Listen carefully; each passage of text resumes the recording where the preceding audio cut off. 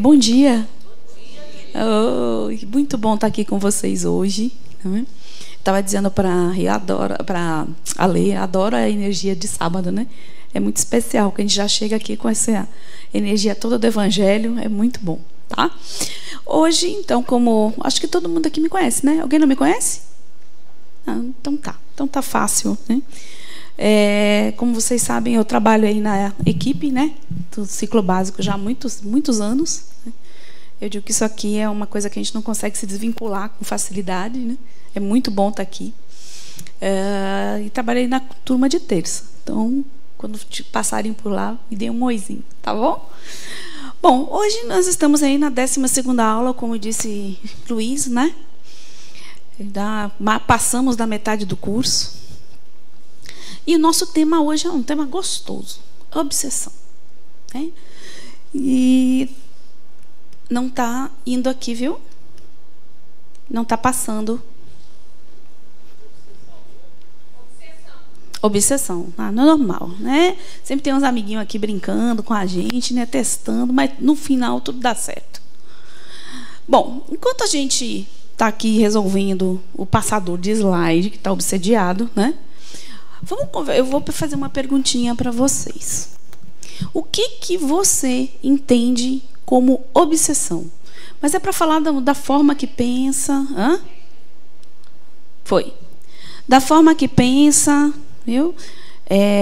Cláudia Bona diz obsessão. Ele é ótimo, né? Diz obsessão de equipamento rápido, né? Eu queria ouvir, antes de começar a aula, o que você entende por obsessão? Quem vai falar?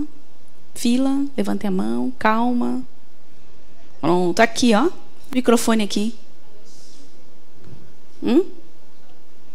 Quem foi primeiro aqui? Tanto faz.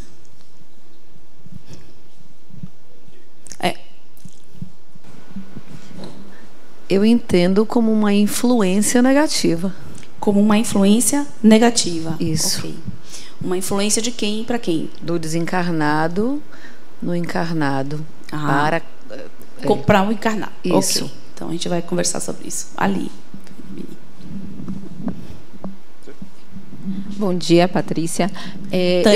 Eu também tenho a mesma visão. Eu acredito, né, que seja uma influência negativa, né, de alguém que por algum motivo tem raiva de mim e um espírito, né, desencarnado agindo contra a minha pessoa, digamos assim, caso isso aconteça. Certo. Acho que aquele rapaz lá atrás, né, falou primeiro ali.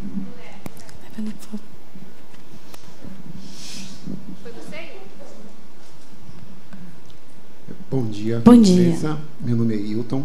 Oi, Hilton. A obsessão pode ser caracterizada pelo seguinte fato: uma influência, encarnado ou não, de encarnado para encarnado, de desencarnado para encarnado e vice-versa. Havendo esse fluxo de todas as vias, sendo para ações benéficas ou não. Esse sim. Certo. Mais alguém? Aqui, ó. Ele falou já? Na verdade, eu ia falar que a obsessão não é só de desencarnado para encarnado, mas também de encarnado para encarnado. Certo. Mas eu também acho que é uma interferência negativa. Certo. Pronto. Quando eu era aluna do básico, né, sentadinha aí na cadeira, e quando eu tive essa aula, quem deu essa aula para mim na época é um que trabalha na cura aqui, Sheldon. E ele chegou aqui, né, em pleno salão, lotado. Naquela época a gente tinha tipo 150, 180 alunos, né? Era muito cheio mesmo, antes da pandemia. As turmas eram enormes. E eu me lembro que um monte de sentado aí, muito variado, o público, né? Pessoas espíritas há muito tempo, pessoa curiosa, tem vários motivos que nos trazem aqui para iniciar esse estudo. E ele chegou aqui e disse assim: eu tenho uma coisa para dizer para vocês. Okay? Não existe obsessor. Muito sério assim. Aí foi aquela coisa: como assim não tem obsessor? A gente está dentro do centro espírita, tem ali uma reunião mediúnica de desobsessão. Como é que você diz para mim, afirma que não existe um obsessor? Aí foi aquela, né, auê, né, de 180 pessoas, um comentando não sei o quê, um concordando, discordando, e ele aqui, sério. E ele chega e diz o seguinte: existem pessoas que estão num processo de obsediar alguém nesse momento, assim como tem pessoas num processo de serem obsediados. Percebe como muda a perspectiva? Porque quando você chega e diz assim, você é um obsessor, é como se você estivesse estigmatizando aquela pessoa e dizendo que nela só existe tudo o que há de ruim. Só existe nela o desejo real de prejudicar, como se ela não fosse capaz de mais nada. E eles não... a gente vai chegar lá, viu? Vocês estão avançados, viu? Mas existe também. E é interessante pensar nessa perspectiva, né? E mais interessante é pensar do porquê, às vezes, estabelecemos conexões nesse nível, né? Por como nós atraímos os obsessores, né? Botando um parênteses aí, pensando no que Sheldon falou para a gente. Por que essas companhias chegam até mim? Por que eu estabeleço essa conexão? Por que eu chego aqui e faço 10 sessões de fluido, 10 sessões de desobsessão, sabe? Tomo-lhe passe, venho, assisto aula, e parece que não adianta, né?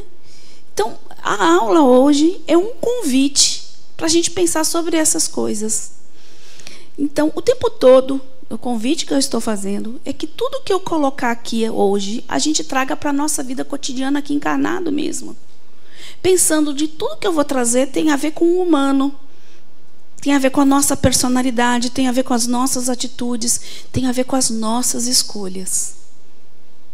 Parar e pensar no processo obsessivo trazendo a responsabilidade para nós, né, é algo a ser pensado.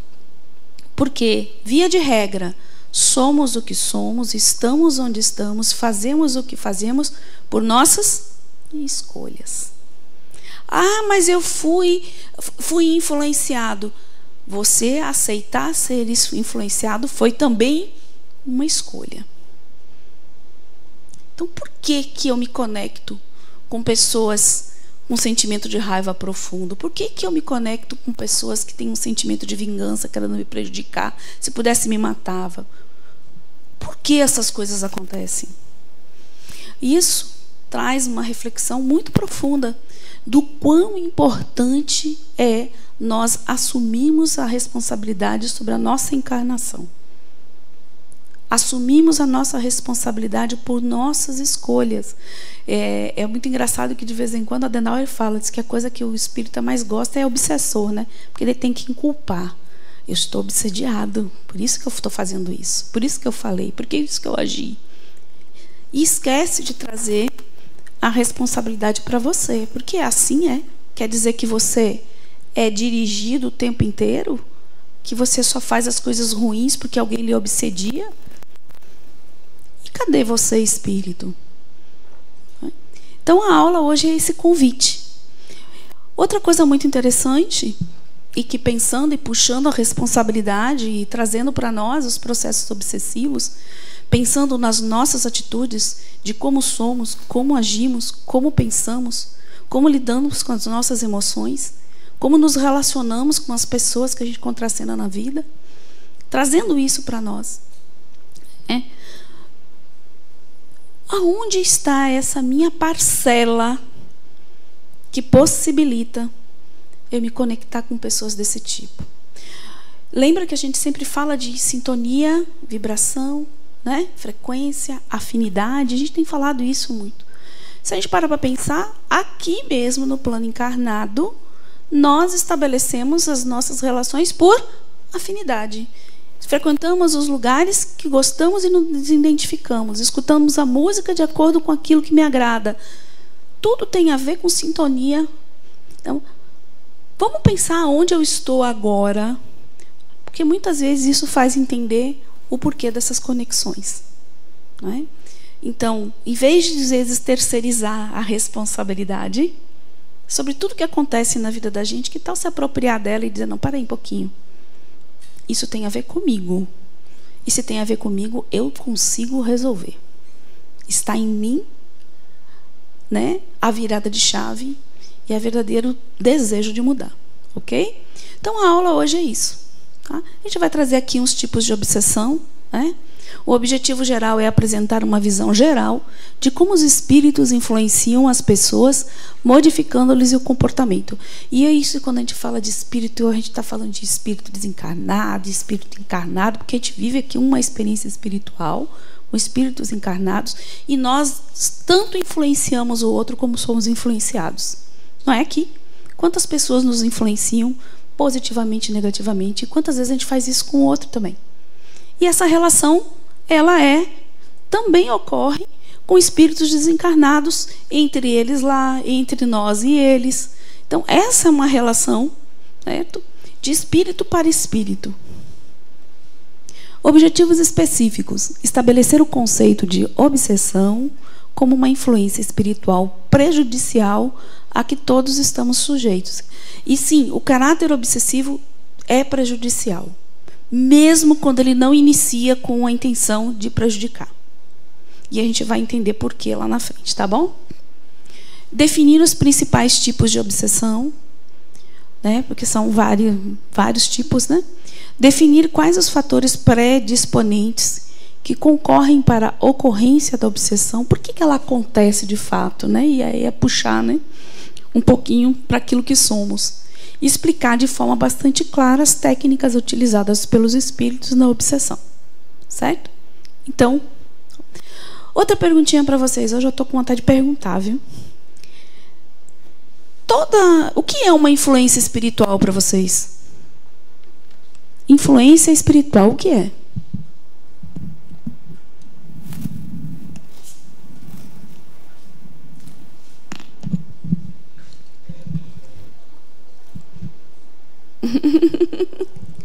Agora vai ter que falar. Ele estava só se espreguiçando. Eu acho que não. Bom dia, novamente, meu nome é Hilton. Influência espiritual são toda e qualquer interferência que venha não só de indivíduos encarnados ou não encarnados, que venham interferir direta ou indiretamente no nosso livre-arbítrio, causando qualquer mudança da nossa própria vontade. Certo. Quem mais? Depois eu vou fazer outra perguntinha. Aqui.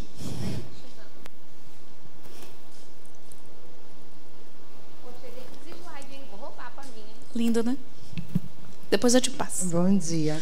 Eu não vejo dessa maneira. Eu não acho que essa influência é para nos modificar o livre-arbítrio. Eu acho que eles podem te influenciar de forma na intuição, vamos dizer, no seu direcionamento diário. Pode ser positivo ou negativo, mas não que mude seu livre-arbítrio. Beleza, já chegou num ponto, né? O que mais?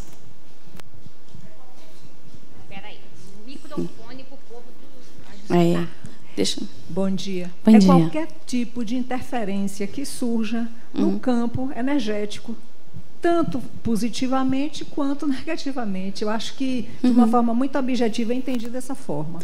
Maravilha, perfeito. Que é a mesma coisa que ela está falando aqui. Na verdade, nem toda influência espiritual é negativa, né? É imaginar que no mundo espiritual só tem gente querendo nos prejudicar. Não. E nossos amores, nossas afinidades, pessoas, né? Amigos espirituais, família espiritual, a gente tem um contingente muito maior de pessoas, né, que querem nos ajudar do que nos prejudicar, na verdade, né? Então, o mundo espiritual, ele é repleto de pessoas como nós. Por isso que é importante saber qual é o meu contexto agora, porque isso está me determinando o meu contexto futuro. Eu estou me afinizando, estarei, né, compactuando, compartilhando com as pessoas que têm a ver comigo, né, agora. Então, influência espiritual.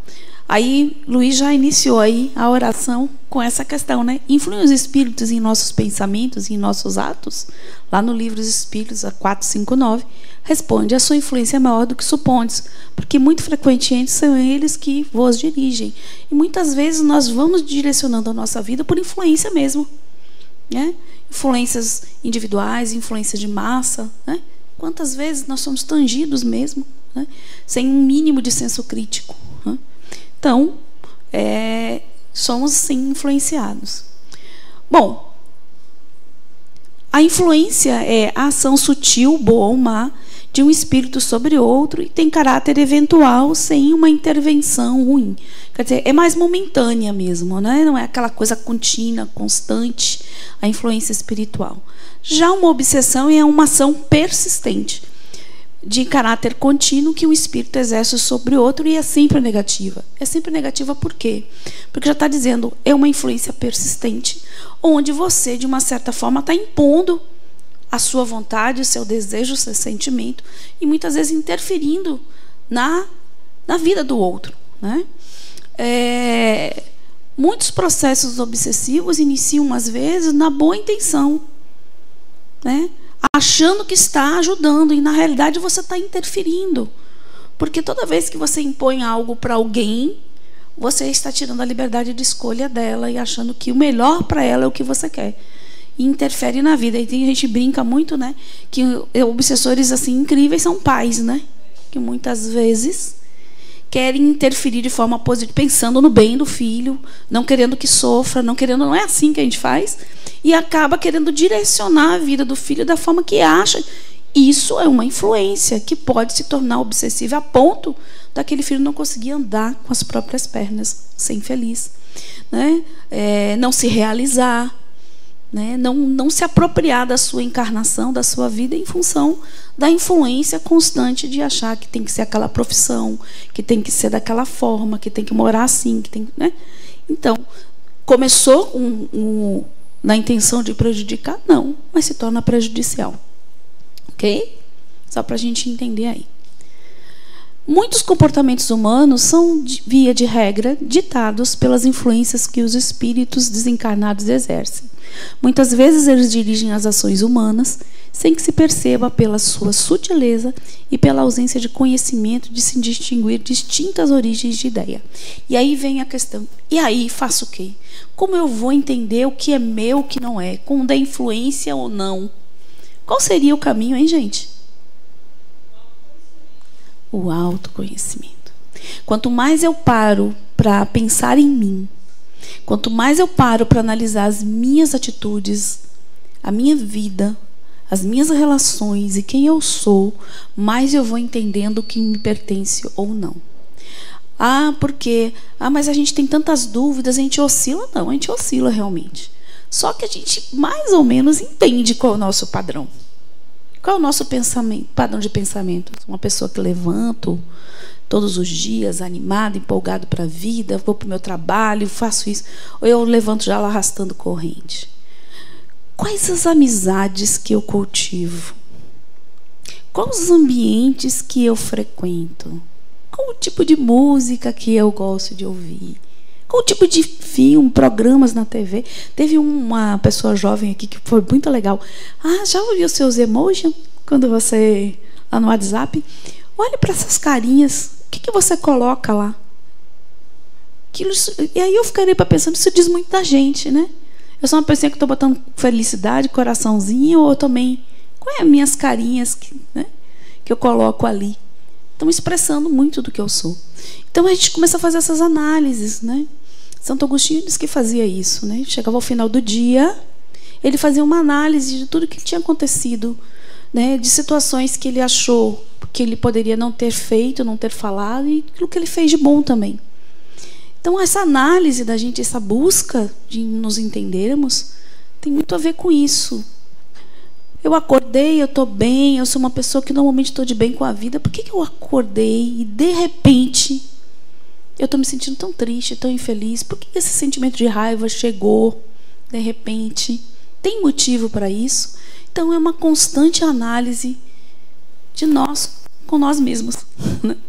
É um bom caminho. Não é fácil, né? Mas é um bom caminho. A obsessão, então, aqui, segundo o Evangelho segundo o Espiritismo, a obsessão é uma ação persistente que um espírito mau exerce sobre o indivíduo. Apresenta caracteres muito diversos, desde a simples influência moral, sem perceptíveis sinais exteriores, até a perturbação completa do organismo e das faculdades mentais. Então, você tem níveis de obsessão bem variados mesmo. Agora, aqui eu queria fazer um parêntese sobre a questão pensando lá no iniciozinho que eu falei sobre o obsessor, sobre espíritos maus. Vamos atualizando um pouquinho. Maus não. Estão naquele estágio de maldade naquele momento, né? Porque são pessoas que, por pior que seja, nos pareça a pessoa, ela sempre tem dela a capacidade de amar.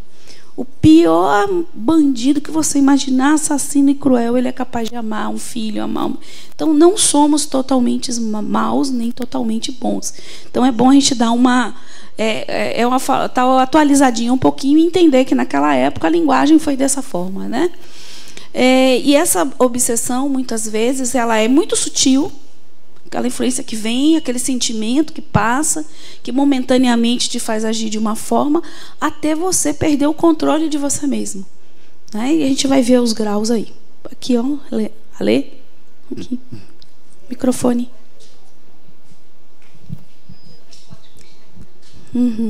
Dentro disso que você falou, eu conheço um caso de uma moça que ela foi obsediada pelo pai falecido. E um pai, a gente imagina que não queira o mal, né, da sua própria filha. Sim. E ela se tornou alcoólatra. E ela só, voltou ao normal, bora usar essa palavra, quando ela foi fazer um tratamento bem longo de desobsessão. E se ela não tivesse feito, hoje eu não sei nem se ela estaria viva, porque ela chegou a chegar ao pior estágio do alcoolismo. Então, é um mal, vamos dizer, disfarçado tanto para aquele obsessor, que seria o pai dela, quanto para ela como um bem. Porque um pai, né, não vai querer isso. Porque assim, a gente não para passar, a gente vai ter uma aula aí de família e tal, que a gente vai entender que nem sempre as pessoas que estão no nosso seio familiar são as pessoas que vieram com a gente sempre na boa, né? Muitas vezes a gente traz os nossos desafetos dentro das relações familiares como uma proposta de tentar dissolver determinados sentimentos. Mas aí essa para aula exatamente. Pronto aqui. Influência também aqui Novaes nos traz, que é uma influência que um ou mais espíritos tentam obter sobre o indivíduo, desejando prejudicá-lo. Que a gente já viu que pode acontecer também de iniciar isso sem ser necessariamente prejudicando, né? Com desejo de prejudicar a pessoa. Ok? Pronto. Então, uma perguntinha, baseado no que a gente falou, eu posso dizer que todos podem sofrer um processo obsessivo? Sim, somos espíritos, pessoas cheias desses sentimentos, né? Temos tudo dentro de nós. Se a gente parar para pensar que a gente está encarnando desde a era primitiva, a gente saiu do primitivo, passou pela barbárie, significa que nós já fizemos de tudo, porque era o contexto social daquele momento. Eu matava ou morria, né? Era normal isso. Então, quantos de nós já não fizemos barbaridades, atrocidades, como assim também fizemos muitas coisas boas. Então, está tudo aí dentro de nós. Então, a partir disso é possível, né, que todos sejamos obsediados, estejamos trazendo alguns desafetos aí, muitas vezes arrastando aí por encarnações e encarnações. Né? Sim, as imperfeições morais dão aso à ação dos espíritos obsessores. Está lá no Livro dos Médiuns. Isso é dizer assim, ó, o que você tem dentro de você é que abre a brecha para a conexão. Como eu vibro, como eu me sintonizo, é assim que eu vou me sintonizar. Então, se eu me sintonizo com obsessores que trazem sempre muita raiva, qual é a raiva dentro de mim que eu preciso trabalhar? Se eu tenho medo, que medos são esses? Porque os obsessores não colocam nada de novo dentro de nós, eles só potencializam aquilo que a gente já tem. Se a gente tem tudo isso, num momento de fragilidade, que a gente abre essa brecha, é uma possibilidade de estabelecer uma conexão, certo? E quem é que pode obsidiar? Qualquer um, vocês concordam? Todos nós. Todos nós podemos estar em algum momento no papel de estar com muita raiva de alguém, desejar o mal. Aqui a gente faz isso aqui. É que a gente não verbaliza às vezes, mas pensa que é uma maravilha. Quantas vezes se a gente pudesse torcer o pescoço, tirar voar meia hora de alguém, né? Porque somos assim ainda. Somos os obsessores quando desejamos fazer prevalecer nossas ideias e impor nossas verdades a outrem. Somos os obsessores quando criticamos, julgamos e condenamos o outro sem pleno conhecimento de causa. E a gente faz isso muito, gente. Julgar, então, né? A gente até está no exercício. Não vou julgar, não vou julgar, não vou, já foi. né? Aí você volta, eu não posso julgar, não posso. Já foi, né? Já julgou, né? E pior, a gente julga, condena e aplica a pena. A gente faz o serviço completo. E quando é com a gente é pior ainda. E aí a gente traz aqueles sentimentos de culpa e de tudo isso que leva aí o que a colega falou, aos processos auto-obsessivos. Então a gente é muito bom em fazer isso, a gente tem uma habilidade incrível para isso. O obsessor não é diferente de nenhum de nós, ainda prisioneiro de paixões milenares que repercutem e ecoam de séculos em séculos. Hermínio de Miranda traz que às vezes a gente traz esses amiguinhos, ó, assim, bem juntinho, bem conectado com a gente, a vida, e não consegue se livrar disso. Que coisa, né? Algo que você tem consciência, às vezes, que não faz bem e você continua. Eu estava dando aula no 4 agora, no iniciozinho da manhã, e disse como é difícil mudarmos hábitos. Que dirá uma tendência do espírito arrastando. Um hábito simples, às vezes, a gente não consegue mudar. Outra coisa que também é pensar que, já que o suposto obsessor, né, não coloca nada de novo dentro de nós, potencializa apenas o que temos, a gente pode dizer que ele é um excelente professor, viu? Porque se você está passando por esses processos de forma contínua, pense, o que eu preciso trabalhar em mim para cortar esse vínculo? É algo que eu preciso modificar em mim, não é no outro. Aí a pessoa chega aqui, faz 10 desobsessão, como eu falei, não sei quantas fluido, não sei o quê, vira, mas dentro de si não altera absolutamente uma vírgula. Virou a esquina, conecta tudo de novo. Aí vem o pessoal, já vem ele, galera, pá, conecta de novo. Porque é um movimento interno, é muito pessoal, é muito íntimo, é um desejo real de mudar e fazer algo para mudar, não só ficar. Porque não adianta, você vai continuar fazendo esse tratamento, limpa o campo, quando virou a esquina, conecta tudo de novo. A obsessão é um sistema energético que funciona pela presença do obsessor e do obsediado. Não há um sem o outro. Então, se você tem a companhia, é a companhia que você está merecendo naquele lugar, naquele momento. Se você tem essa companhia, é porque você, com a sua forma de pensar, a sua forma de sentir, com a sua forma de agir, atraiu esse tipo de pessoa para o seu campo. E isso, a relação não é só de desencarnado para encarnado, não. É uma relação de encarnado para encarnado. A gente faz isso aqui, ó, um com o outro. A gente faz isso. Então, quem são os obsessores? Eu gosto muito dessa frase nesse livro de Adenauer, Psicologia e Mediunidade, né?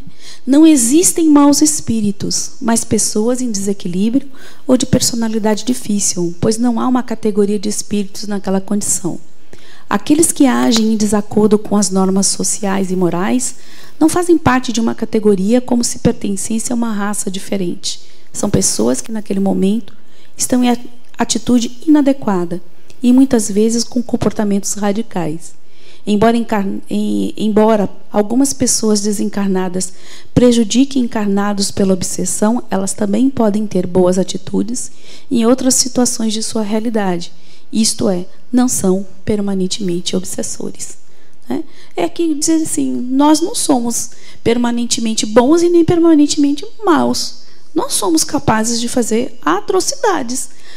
Eu não faço, Tânia. Seja testado. Seja testado numa situação extrema. Eu não mato. Será? Se for eu e o outro, será que eu não tenho capacidade de matar? Se eu sou uma mãe e vejo um filho em risco, eu não sou capaz de chegar igual uma leoa e matar? Então, nós não fomos talvez testados a alguns limites para entender, dizer que eu não sou capaz. Nós vivemos hoje numa sociedade com regras que muitas vezes contêm, muito dos nossos instintos mesmo, do que nós somos. É por isso que a gente precisa tanta lei, cadeia, um monte de coisa, porque a gente está ainda nessa vibração, ok? Então, eu acho bem bacana essa frase. Então, para a gente fechar essa questão de obsessor, entender que são essas pessoas que estão desequilibradas emocionalmente, no momento, e que tem a ver conosco também, Esse desequilíbrio, às vezes, é de uma relação mútua, de um sentimento mútuo. É gente como a gente que sofre e precisa de compreensão e paciência. São pessoas em conflitos consigo mesmo e, portanto, com os outros, com o mundo, com a vida, com Deus e com o próprio amor. Quantas vezes a gente vê pessoas assim, né? Encarnadas assim, bem... Seres humanos reais, com traços de personalidade variados e que são mais do que perseguidores implacáveis, obstinados em fazer mal às pessoas. Bom dia. Bom dia. Eu queria fazer uma pergunta. Faça. O porquê, a gente fala de obsessão, né? E tem vários estágios de obsessão. Uhum. E como foi mesmo dito, né, que às vezes não, precisamos mudar o que pensamos em nós. Não, a gente precisa refletir o que a gente quer internamente. Uhum. Porque no momento que a gente está fazendo essa mudança, dói mais do que quando a gente estava na obsessão? Porque você está se confrontando. Essa dor é intensa porque é o confronto com você mesmo. É um período de dor absurda e parece que lá era o melhor lugar. Parece que você está indo para o lugar errado, mas toda vez parece que tem alguma coisa que te faz ir para o lugar certo e você... o confronto. Porque você está tomando a consciência de que é um processo que depende de você. E é muito ruim. E não é fácil para nós olharmos para dentro e ver todas essas coisas dentro de nós. Eu acho que o mais doloroso é isso. É esse momento do confronto com a gente mesmo. Sabe? Mas superado isso, é libertador. Porque você entende que o controle é seu. Né? Mas até chegar lá dói mesmo, viu? Dói. Não é pouco, não. Bom dia. Bom dia. Uma pergunta também. Um espírito obsessor pode influenciar uma pessoa encarnada para atingir outra terceira pessoa? Pode. Se ele não conseguir brecha em você, ele vai buscar no entorno. Pode, sim. E como faz? Como faz? Aqui eu vou colocar tipos de obsessores, mas sempre com aquele olhar. E assim, não vamos estigmatizar, porque na realidade a gente está trazendo aí nossas personalidades. Certo? Então vamos pensar em nós aqui. A gente vai dar um nomezinho, mas vamos pensar, né? Caseiro. Quem é o obsessor caseiro? É aquele que tem apego a um certo lugar e escolheu continuar vagando por lá. Então ele não quer, né? Está apegado ainda muito ao mundo material, ao local e tudo. Solitário, continua perdido e por isso continua morando no mesmo local. Raramente tenta fazer mal às pessoas, mas muitas vezes tem a intenção de expulsá-las, pois acha que é o único com direito de morar no local. Aí eu trouxe um livrinho, um filme que eu assisti, Os Fantasmas Se Divertem. Alguém já viu esse filme? É bem antigo ele, que mostra justamente um casal, né, que desencarna e a casa é dada do sonho e ele não consegue sair, se desvincular dali e os novos moradores chegam, eles ficam o tempo inteiro tentando assustar as pessoas. Os outros também, né? E é bem legal porque retrata um pouco isso, né? Eles não estavam ali, eles não queriam prejudicar as pessoas, né? Não fazer mal, mas queriam que elas fossem embora. Então, quantos de nós somos apegados a lugares, né? Enraizado igual árvore, né? Por atração, essa é bem legal, né? Atraídos por afinidade quando encontram alguém com o mesmo perfil psicológico ou com afinidades às mesmas energias negativas, como raiva, mau humor, agressividade, vícios, ciúmes, inveja, depressão, ódio, fazer todas essas coisas deliciosas que tem dentro da gente, né? Tudo que faz parte de nós aí. Ele sentiu afinidade a uma pessoa que tem algum desses sentimentos mais aflorados, né? Não é mal intencionado, apenas deseja alimentar-se dessas energias que, ao seu ver, são prazerosas. Então, ele se aproxima da pessoa, muitas vezes não é para prejudicar ela, mas porque ele quer essa vibração, essa energia, né? Muitas vezes ele acaba protegendo sua vítima, pois é a sua fonte de prazer. Aí você vê a questão dos vícios, está muito relacionado aí. Você já viu que tem alcoólatra que parece que tem... Minha avó dizia que era Santo Onofre, protegia os bêbados, né? O cara cai na rua, atravessa a rua, que não está conseguindo ficar em pé, não é atropelado, volta para cá, chega em casa, né? E a gente não para pensar, né? Assim como a gente fala dos mentores, os espíritos amigos, né? Que estão ali, às vezes, nos ajudando de alguma forma, eles também têm os mentorezinhos deles que prolongam muitas vezes. Aí você diz, como é que a criatura está viva, bebe o dia inteiro? Isso. Não pegaram. Está curtida no álcool, né? Alguma coisa desse tipo, alguma coisa que está prolongando essa vida. A gente não para pensar que ele é como se fosse uma bebidinha e tivesse alguém num canudinho ali aproveitando aquela energia. Porque o espírito desencarnado, ele não tem como ter esse contato. Ele faz isso através, né, do encarnado, né? Então, esse é o por amor. Esse é uma delícia, né? Obsessão por amor. Escolheu permanecer 24 horas por dia ao lado de quem amava desesperadamente. Normalmente é um recém-desencarnado, ex-marido, ex-amante ou um familiar muito próximo. Então, acho ainda colocar um amante no meio, um amante é complicado, né? Já tem que lidar com a possibilidade de um marido e de uma esposa, que dirá ainda botar mais um, né?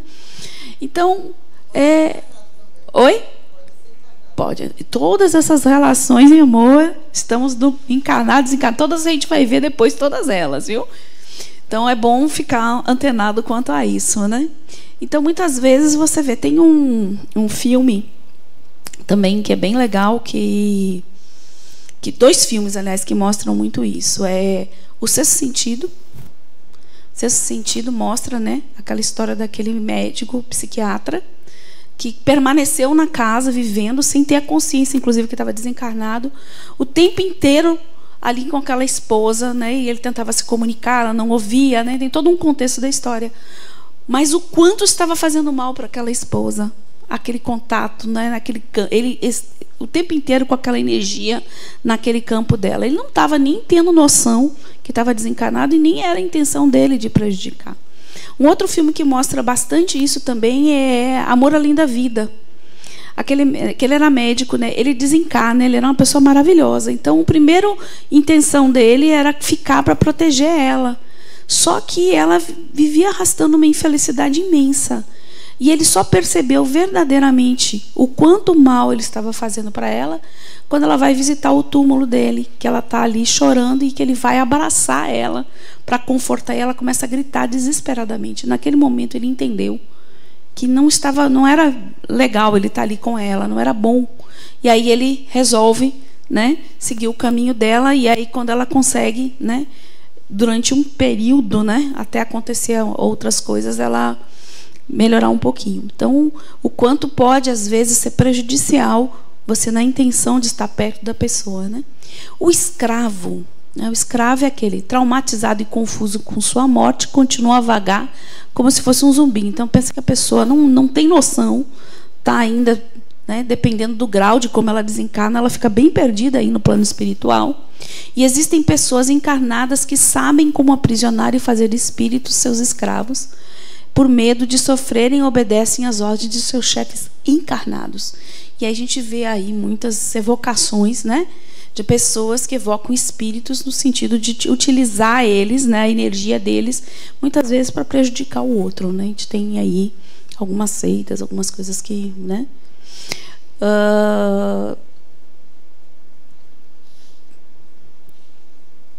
O autônomo, olha só. Muito apegado aos prazeres materiais, quando encarnados, continuam vivendo no mundo físico, mesmo depois de sua morte. Vivem em bordéis, bares, pontos de uso de droga e qualquer outro local no qual conseguem se alimentar desta energia. Fazem favores para pessoas encarnadas em troca dessas energias. Não têm intenção de praticar o mal, porém se tornam escravos de seus desejos. Fazem qualquer coisa para conseguirem a satisfação. Isso a gente vê direto aqui, né? Ô Cláudio, você desliga essas luzes aqui do palco? Eu acho que vai ficar melhor. Ficou melhor, né? Tá muito... Pronto. Vamos ver o outro aí, ó. O enviado. Acreditam fielmente que tem missões de combater o bem, e todos os encarnados que praticam atitudes positivas são espertos, sutis, inteligentes e, em alguns casos, são até refinados espiritualmente. Alguns possuem habilidades que às vezes são até superiores do que as suas vítimas encarnadas. Seus objetivos são destruir os frutos do bem e assim implantar os seus conceitos deturpados e negativos. Atuam nas fraquezas individuais, estimulando intrigas, fofocas, ciúmes e brigas. Né? E aí você tem as legiões, né? A gente fala das legiões das trevas, pessoas que estão lá e que desejam combater toda ação boa, né? Só acontece isso no plano desencarnado? Não, nós temos aqui também, né? Verdadeiras regiões trevosas, né? Com pessoas aí que estão falando que dizem, por que o desencarnado faz o mal para o outro? Por que o encarnado faz mal para o outro encarnado? São estágios que a gente se encontra ainda, né? De ignorância, de primitividade, que nos permite ter essas relações prejudiciais, certo? Pode ir. Bom dia, Tânia, tudo bom? Bom dia. Essa situação da falta de consciência do desencarne e do espírito, às vezes, se tornar até uma vítima de outros espíritos, justamente por essa falta de consciência. Uma coisa que sempre me traz muita dúvida, porque a gente estuda e ouve falar que quando a gente desencarna, muito provavelmente a gente vem ser recebido por espíritos afins, familiares, pessoas que nos querem bem. E em que situação se coloca essa pessoa que desencarna e fica ali vagando sem que ninguém se aproxime para dar a ela uma consciência de que isso aconteceu? Bom, aí você tem várias situações. Bom, você sabia que tem espíritos que desencarnam e não têm consciência do seu desencarne. Então ele está no estágio de vibração tal que ele não consegue nem perceber um plano espiritual, que ele está em outro plano espiritual, mesmo que as pessoas se aproximem. Então, em reunião mediúnica é muito comum a pessoa achar que ainda está encarnada. Vocês lembram do filme Nosso Lar, André Luiz? Que ele ficou naquela vibração que ele nem via inicialmente os espíritos que estavam querendo ali ajudar, que só no momento em que despertou nele o desejo real de mudança daquela situação, que ele conseguiu sintonizar e observar. Então a pessoa não consegue, ela está tão ainda presa à vibração material que ela não vê. Essa é uma questão. Outra coisa, o que nós vamos encontrar no mundo espiritual tem a ver com a nossa construção. A nossa construção. Qual foi a sua construção aqui? Foi de amores? Foi de afinidades reais, verdadeiras? Como está isso? Porque isso aqui, a tua mente te transporta para o lugar exatamente que tem a ver com você.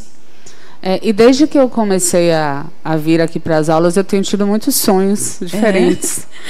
E engraçado que semana passada eu sonhei que eu tomava um tiro e procurava, depois entrava na casa de uma pessoa da minha família, estavam todos os meus familiares ali reunidos, e eu pedia para me levarem para o hospital. Ninguém me dava ouvidos. E aí eu ia sozinha para o hospital e o médico dizia que não ia retirar a bala, que não tinha necessidade. E eu ficava enlouquecida falando, mas tem que tirar, como é que eu vou viver com isso? Só quando eu acordei que eu me dei conta de que eu tinha morrido no sonho e que ninguém estava me ouvindo mesmo, mas que eu não tinha consciência. E eu fiquei pensando, meu Deus, eu como espírita há anos e anos estudando sobre... Eu não me dei conta de que eu desencarnei, como é isso? Pois é, mas é porque a gente está muito ainda no processo de aprender mesmo. A gente ainda tem muita coisa para... A gente fala, verbaliza, mas o quanto a gente já integrou de fato, né? A gente tem muitas dúvidas, tem muitos medos, né? E que é natural, né? Enquanto encarnado. E essa questão, como é que tem pessoas que ficam vagando, que não ouvem, que não vê? Se a gente parar para pensar, quantas pessoas se encontram nesse estado assim? Quantas vezes tem alguém querendo, né, na maior boa intenção, mostrar um caminho diferente e a pessoa não quer, não vê, não aceita, né? Então, é só pensar nessa forma que a gente entende melhor essa relação aí desencarnada. Vamos continuar aqui. Pronto. Então, quais são os tipos de obsessores que a gente continuou para fechar? O vingador. Esse aí é terrível. O vingador é assim, é um caso mais raro de obsessão, porém é um dos piores, pois os motivos desse obsessor estão firmemente enraizados do passado. São aquelas companhias que a gente vem arrastando aí, né? Por encarnações e encarnações. Tem essas dolorosas lembranças como se tivessem acabado de acontecer. Então, esse sentimento, essa dor, ou seja lá o sentimento, é muito vivo para ele. Não se dissipa assim. Se lembra perfeitamente de tudo que sofreu nas mãos de seu obsediado.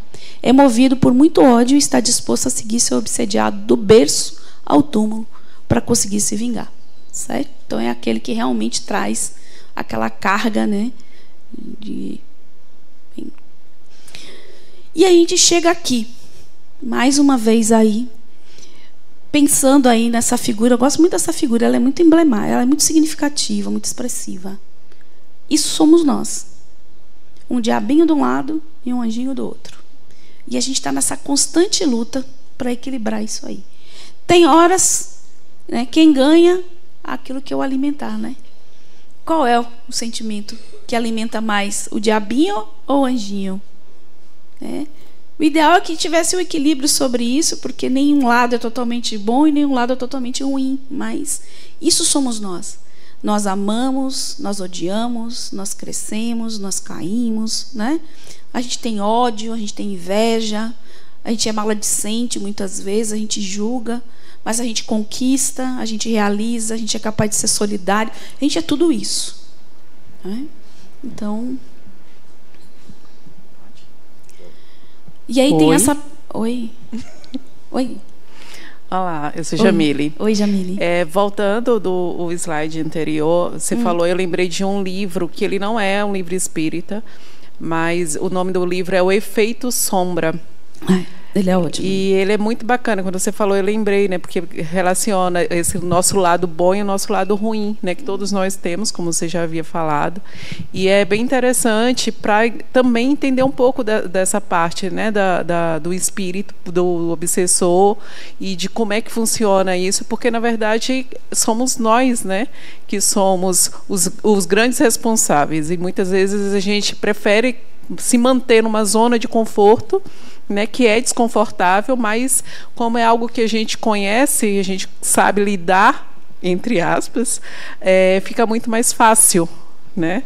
Com certeza, Jamile. É muito bom esse efeito sombra mesmo. Oi? Tem? Depois vocês passem para a Alessandra, que isso é interessante compartilhar, né, com os colegas, nome de livro, tudo. Aí tem essa pergunta aí no Livro dos Espíritos que eu gostaria que vocês me respondessem. Vocês acham que haverá no homem coisa que escape a todo constrangimento e pelo qual goze ele de absoluta liberdade de pensar, fazer o que quiser? Você acha que existe algum lugar desse? Onde eu tenho essa liberdade absoluta e ninguém vai saber? Hein?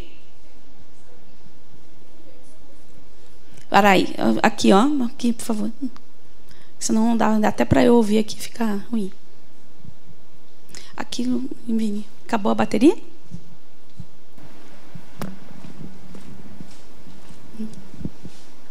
Eu acredito que não, porque se nós vivemos em contato com os espíritos também desencarnados, né, e alguns podem ter acesso ao que pensamos, então, o que a gente pensa e que não verbaliza, alguém está captando. Vamos pensar, vamos ampliar um pouquinho do personagem, vamos pensar um pouquinho além, vai. Oi.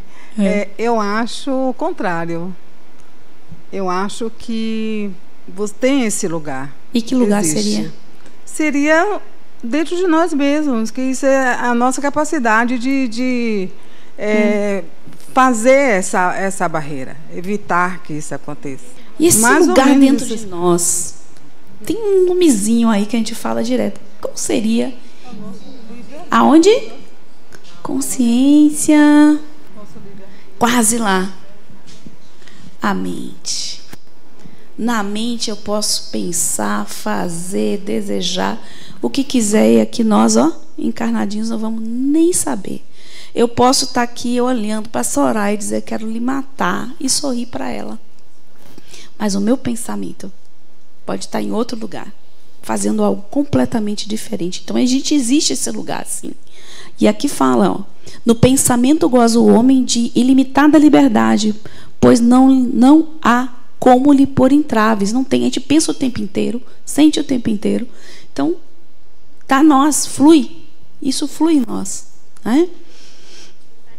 Oi. Vou partilhar com vocês aqui uma experiência que eu tive dentro da minha residência. Quando eu era bem jovem, não faz tanto tempo, mas enfim. Aí, uma irmã minha ficou chateada porque minha mãe costumava dividir as atividades da nossa residência entre as irmãs.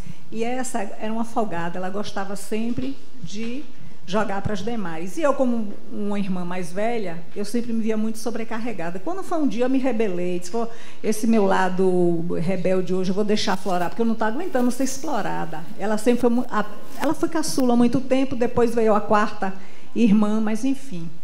Aí eu disse, não vou lavar. Ela já estava toda arrumada para sair e tal, mas na hora eu fiquei em pé, lavando as minhas mãos, me preparando para sair. Eu comecei a sentir uma tontice fora do comum. Comecei a me sentir mal, me sentir mal. Eu disse, Dea, você está vibrando contra mim? Ela disse, eu estou lhe odiando. Eu disse, eu senti, minha irmã. Então, veja, é exatamente essa sintonia, entendeu? Que ela elaborou na mente, naquele momento. Então, a partir daí, eu era aquela espírita assim, mais light. Eu disse, meu Deus, eu vou estudar sobre isso, porque, de fato, energia é um campo que tem que ser estudado, porque é vasto. Eu senti no meu corpo... Vasto e real, muito mais real do que as pessoas imaginam. Eu senti no meu corpo, é como se a espiritualidade tivesse dito, está vendo aí? É um campo para você estudar. Aquele dia nunca mais saiu da minha lembrança. Obrigada. Então, só pensando nisso, eu já passo. Qual o padrão dos seus pensamentos? É importante a gente parar para pensar nisso. Porque, a partir até do depoimento dela, qual é o padrão? O que eu estou emanando, vibrando? Né? É um questionamento muito interno mesmo, sabe? De um olhar para dentro e ter esse confronto e doer, e não, né? Mas, se a gente não partir para isso, a gente vai estar aí disponível no mundo para se conectar com tudo que vier. Né? Então... Aqui a gente fala assim, sintonia, o que é essa sintonia mental? Pense aqui, nós temos um padrão vibracional. Esse padrão ele é estabelecido a partir dos meus pensamentos, dos meus sentimentos, dos meus comportamentos, da minha atitude, a partir do que eu sou enquanto ser humano. Então eu vibro, certo? Em um determinado padrão, a partir de tudo isso. Então a vibração eu posso dizer que é o meu conteúdo. É o que eu sou, né? Essa vibração ela é transportada através de ondas, né? Então, o pensamento emana ondas, né? E vai levando o meu conteúdo ali. Então, essa vibração, dependendo de como eu vibro, dos meus sentimentos, ela vai ter uma determinada frequência, né? E essa frequência que vai estabelecer as minhas sintonias. Se eu vibro, tenho uma alta vibração, eu vou me conectar com pessoas de alta vibração. Se eu tenho baixa vibração, né? Por isso é aquele desenhozinho dos esqueminhas, eu não gosto de... É porque não achei outro ainda, né? Mas ainda vou editar. Espírito maldoso, na realidade, não. A pessoa que está vibrando em baixa sintonia. Uma pessoa que está... Então, qual é a sintonia que eu quero estabelecer? Eu quero altas vibrações. Então, eu tenho que melhorar essa minha vibração. Eu vou precisar fazer o quê? O que eu vou modificar em mim? Sempre volta a mim. Então, se eu me sintonizo com um obsessor de baixa frequência, é porque a minha frequência está baixa. É porque eu tenho uma afinidade com aquele sentimento, com aquele pensamento, com aquelas emoções. Se eu me sintonizo com pessoas que trazem para mim um conteúdo mais rico, né? É porque eu estou vibrando numa sintonia mais alta. A gente está sempre vibrando na mesma sintonia? Óbvio que não. Óbvio que não. Né? Mas a gente tem um padrãozinho mais ou menos estabelecido, não tem? Diga assim. Sintonia. E o que eu acho incrível, isso por experiência própria, é quando nós estamos nessa sintonia baixa, como a gente só atrai o semelhante. Incrível. Aí te diz assim, né? Começa o dia... Isso. E você anula o que é bacana, o que você sempre andou, e você procura o que não está bem. É incrível. Diz, hoje é meu dia, não estou com sorte, só me acontece coisa ruim. Por que será que acontece a coisa ruim? A pessoa já levantou o bicho, né? Uma vibração lá embaixo. Você vai estar atraindo tudo que tenha relação com isso. Então, qual é a maneira de mudar isso? Você mudar a vibração. Como é que eu faço isso, Tânia? Aí tem várias técnicas. Eu, por exemplo, me acho muito na música. Quando eu vejo que a coisa está pesada, eu gosto da música. Eu gosto de parar, meditar, é bom parar. Senão, hoje eu vou tirar uns 5 minutinhos, 10 minutinhos aqui para, né, respirar, pensar, ouvir uma música, mudar a minha sintonia, né? Me volto o pensamento para coisas positivas, coisas boas. Vem cá, o que eu quero do meu dia mesmo? Eu quero ir atropelando assim até o final? Tem mais alguém aí que quer falar? Vem ali. Não quer? Ah, então... Ok? Então, é isso aí. Aí a gente vai pensando, e o convite é: em que sintonia eu estou vibrando? É importante a gente ver isso, porque eu estou gerando esse campo que está me atraindo. Eu sintonizo no amor, na alegria, na paz, sabe? Na conquista, todos os bons sentimentos, ou eu estou gerando um campo baseado na culpa, na raiva, no medo? Porque isso é a gente que está transformando mesmo. A emoção e a vontade geram pensamentos que, por sua vez, mobilizam energias sutis em torno do indivíduo. Essa mobilização de energia chama-se vibração, que estabelece o estado psíquico, situando o indivíduo numa dimensão espiritual. Então, é pensar sempre, né? Pode falar. Oi, Tânia, me permita. Em relação ao slide anterior, pode voltar? Eu fiquei com uma dúvida. Oi. O bloqueio parte da pessoa que está sendo obsediada, por assim dizer? Não, o bloqueio parte pela diferença de frequência. Aí eu ia perguntar Aí não tem como sintonizar uma onda curta, por exemplo, ali, com uma onda alta. Eu ia perguntar justamente se é um processo consciente ou inconsciente. Muitas vezes inconsciente. Quantas vezes nós nos conectamos, por exemplo, sem consciência daquilo? Mas acontece, porque o seu padrão está chamando isso. Porque o que sintoniza não é a pessoa em si, mas aquilo que ela está vibrando, gerando a sua onda. É igual o rádio. Quando você quer sintonizar numa rádio, você vai buscar a frequência. Não é isso? É a mesma coisa aí. E o bloqueio ocorre quando se você não estiver na mesma frequência, você não sintoniza de jeito nenhum. Tá. Mesmo que a pessoa queira, ela não consegue. Tá. Então, o processo de consciência é a gente mudar de vibração de forma intencional. Não está legal, pare um pouquinho. Aí você vai trazer para a consciência. Próxima aula, desobsessão. Hoje eu estou obsediando vocês. Vamos ver quem vai desobsediar na próxima semana. Ok? Oi. O médium que trabalha com desobsessão, aquele que dá passagem ao espírito que está precisando de ajuda, ele necessariamente vibra naquela vibração, naquela sintonia do obsessor, ou é algum canal que ele tem? Na verdade, não é que você, Tânia, eu só dei, por exemplo, comunicação de um espírito muito raivoso. Quer dizer que eu estava com raiva? Não que você estava com raiva naquele momento, mas a raiva existe dentro de você. Existe. Porque a sintonia dos desencarnados com o nosso é mental. E ele vai diretamente nos núcleos muito interessantes que nós temos lá na nossa mente, chamada complexos. E ali você tem amor, você tem ódio, você tem medo, você tem tudo. Todos os sentimentos da gente estão armazenados aí. São núcleos carregados de emoção. E é disso que ele consegue se sintonizar para poder expressar a dor dele, o medo dele, a angústia dele. Então, isso existe dentro de nós. Mas não quer dizer assim, eu dei comunicação de suicida. Né? Quer dizer que eu sou suicida. Não, não é isso. Né? Mas, muitas vezes, o sentimento que levou a pessoa a cometer esse ato, né? Ela vai encontrar ali dentro. Não significa que a pessoa vibre ali o dia todo. Não. A pessoa pode estar bem, mas tem aquilo armazenado ali.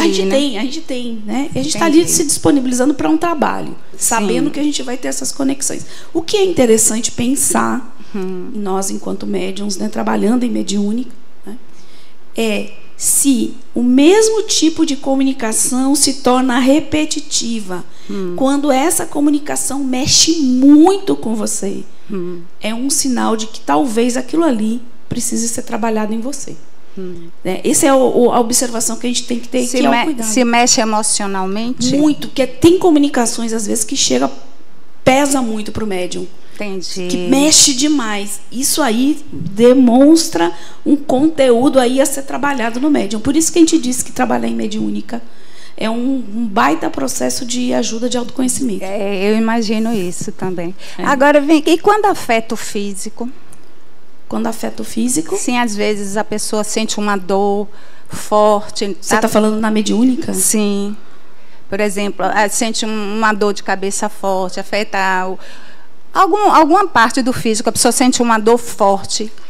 Mas isso tem a ver, bom, primeiro, existe um processo que daí a gente já viu lá em mediunidade, que é o contexto da própria conexão mediúnica, que muitas vezes dá taquicardia, dá dor de cabeça, dá, né? Em função do sistema que é ativado no corpo mesmo durante o processo mediúnico, que é vocês vão ver bem isso no ciclo 3, que é a ativação do sistema andrenérgico do corpo. Então, várias funções se ativam ao mesmo tempo.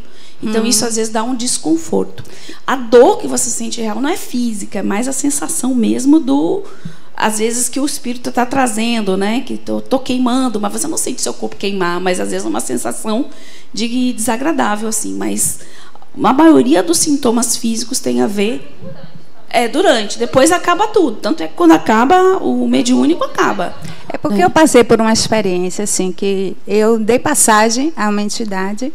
Ela chegou dizendo que estava com dor, mas eu não senti dor nenhuma. Depois que ela saiu, me deu uma dor de ouvido muito forte. E eu tive que tomar passe e tal. E aí depois eu percebo que esse meu ouvido, de vez em quando, ele está meio dolorido.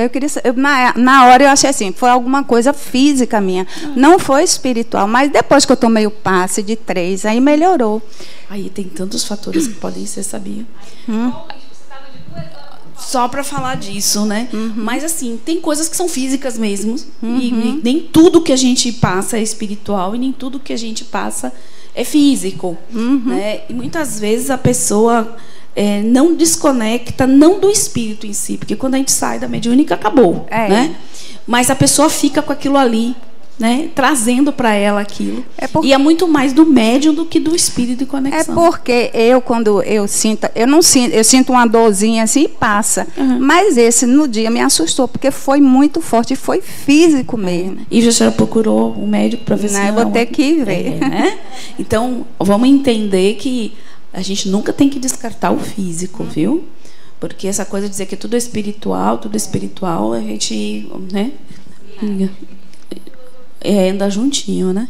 Pode falar. Tânia, então, uma pessoa na mediúnica que só atende, ou só recebe, ou só se comunica com um espírito que seja, vamos dizer, de uma vertente, vamos dizer, ela não trabalha com cura, mas ela só trabalha com obsessor o tempo inteiro. Tem a ver com ela, com a sintonia dela? Não, você primeiro precisa entender qual é a sua mediúnica, né? Porque se eu estou dentro de uma mediúnica de atendimento, de espírito, em sofrimento, eu vou trazer de tudo. Eu trabalhei numa mediúnica e tinha uma pessoa que ela se incomodava porque ela só recebia espíritos enraivados, assim. E ela achava que tinha alguma coisa com ela e chegou a atrapalhar ela nessa mediúnica. Tipo, ela teve que se afastar de um tempo e tudo. Mas depois... aí são processos que a gente não tem como julgar o que foi. Mas tipo assim, era uma coisa que estava mais nela, se incomodando de estar atendendo aquilo, do que a própria mediúnica. Então, porque são questões que tocam no conteúdo dela de muita forma. Essa raiva é algo muito latente nela. É por isso. E às vezes precisa até afastar. Agora vamos parar de falar de mediúnica, viu? Porque isso é mediunidade, viu, gente? Vamos lá. Exatamente. Ciclo 2, ciclo 3, vamos lá. Então, essa conexão, tá, do obsessor obsediado, certo? Se dá através da conexão entre ondas mentais, aí, por isso o padrão de vibração é importante, emitidas pelo obsessor, que encontra receptividade no obsediado, acentuando suas preocupações, fobias e tendências. Já te libero aí. É aquilo que eu falei, ele não coloca nada de novo, não, viu, gente? Ele só vai potencializar aquilo que já tem. Nosso pensamento é uma radiação expelida em forma de ondas eletromagnéticas que formam um fluido mental magnético que causa atração. Então, olha, ó, conecta aí, campo com campo. Eu nunca vi numa aula o povo tirar tanta foto de slide, gente. O pessoal está tudo obsediado, tudo preocupado com a obsessão. Cada slide que Tânia passa, o povo levanta 20 celular para cima. O negócio tá feio nessa turma, viu? Diga. Falando um pouco voltando rapidinho no assunto anterior, pelo que eu percebi, tudo está conectado ao que o médium conhece de si, né? Sim. Para entender. Ou não, né? Porque às vezes você não conhece o quão é a sua raiva e pensa que está vindo do espírito. E às vezes é você que está com a raiva maior. Ele pode até estar botando ali um foguinho, né? Botando fogo na fogueira. Né? Mas basicamente o médium tem que ter um controle muito, muito alto, né, sobre os seus sentimentos para entender o que. Para poder refinar, né? Entender o que é seu, o que não é, né? Entendi. Exatamente. Mas é o autoconhecimento aí que já falaram, não tem outro caminho. Vai. Calma, ainda tem coisa para botar no slide. Ô, Tânia, bom dia. Bom dia. Existe a lei da reencarnação, onde a gente vem ocupar uma matéria, né, um corpo, para poder viver experiências. Sim. Certas experiências que o espírito precisa para evoluir. Como fica, na ótica dessa lei, a interferência de espíritos desencarnados nos encarnados? Depois eu tenho outra pergunta. Não fica. Você está aqui para se relacionar com pessoas, certo? Sempre vão ser escolhas suas. Ninguém faz um planejamento reencarnatório botando um obsessor no meio, com certeza. Ninguém planeja, faz um projeto de vida dizendo, naquela fase da minha vida eu vou ter ser obsediado profundamente, porque não. Você faz o seu planejamento e vai tocando sua vida. Então, suas escolhas, né, é que vão determinando seus resultados. Então, você continua com a liberdade de escolha sempre, né? Então... Tá, segunda pergunta. Em algumas sessões de desobsessão, é comum aparecer um desencarnado com muita raiva do trabalho que está sendo feito no centro. Normal. Alguns dizem que está atrapalhando o trabalho deles e dos companheiros deles. Sim. Até que ponto ele pode, como um obsessor raivoso, né? Interferir na vida do médium que vibra muito diferente dele, mas que ele observou está, entre aspas, atrapalhando. Bom, a gente vai falar de uma coisa chamada brecha psíquica. Todos nós, em algum momento, por mais que a gente tente vibrar alto, a gente tem oscilações, certo? E essas oscilações, às vezes, essas brechas que a gente abre, eu vou mostrar um pouquinho, que eu acho que vai ficar mais claro para você, né? Então, pode interferir, sim, né? E, por exemplo, as reuniões mediúnicas mesmo, os grupos, né? Eles sempre falam como é que eles conseguem entrar num ambiente que está ali supostamente blindado naquele, através de nós. Nós somos a brecha, entendeu? As nossas imperfeições, as nossas dificuldades morais e éticas é que fazem com que a gente, né, abra, às vezes, essa possibilidade de entrar e, às vezes, até interferir mesmo no trabalho, desestruturar, por exemplo, um grupo mediúnico. Então, tem que ter muito cuidado com isso. Mas aí, nessas brechinhas, a gente vai falar. Bom, quais são os tipos de obsessão? A gente até falou aí meio no início, né? Aqui. Número 1, desencarnado para encarnado é que a gente mais conhece aí, né? Mais fala aqui. Número 2, de encarnado para desencarnado. O encarnado pode obsediar alguém que já desencarnou e interferir na vida dessa pessoa, na continuidade da vida dela, profundamente. De encarnado para encarnado. E a gente tem um bocado de obsessor na vida encarnado também, viu? Na família, no trabalho, em tantas relações, amigos. Tem uns amigos aí que... Sinceridade, né? Também acontece entre desencarnado para desencarnado. Porque são pessoas.